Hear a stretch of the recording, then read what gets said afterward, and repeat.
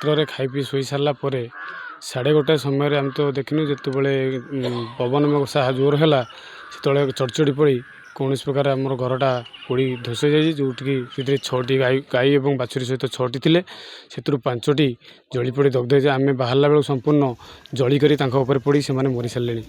से सहित तथापि मोर बापा न मानिक जबरदस्त सहित पशिया सी अधा जली जाइए। बापा बर्तमान केन्द्रापड़ा मेडिकल बर्तमान आक्सेप्ट करेंगे कि नहीं कटक जापारती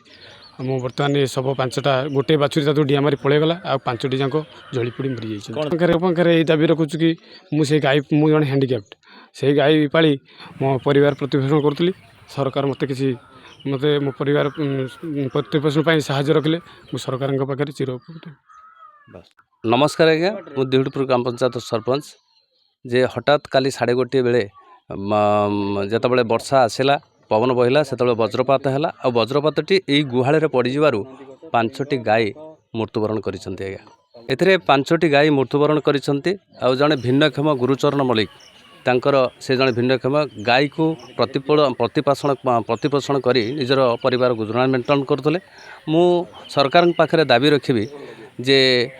जो परिमाण में अनुदान सरकार आवश्यकता अच्छी ए बाबद तांको संपूर्ण भाव में सहयोग करंतु एवं तत्कालीन तांकर अर्थनैतिक व्यवस्था करंतु जेमिति ये परिवार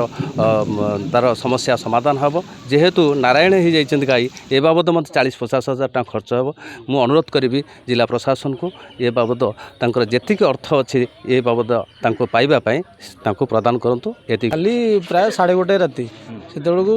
वर्षा पवन घड़घड़ी मारिक ये घर पोड़ी जाइए बोलिक गोटे खबर पाइलु तापर आम सांगे सांगे भी सब आड़ जोगाजोग करूँ फायर स्टेशन को पुलिस स्टेशन को एम सब जोगाजोग करूँ 3टा गाई धुणा गाई आउ 2टा बाछुरी मृत्युवरण कर गोटे बाछुरी तादर से जो खोलाखोली भितर बाहर जाइए जे मालिक जे आमर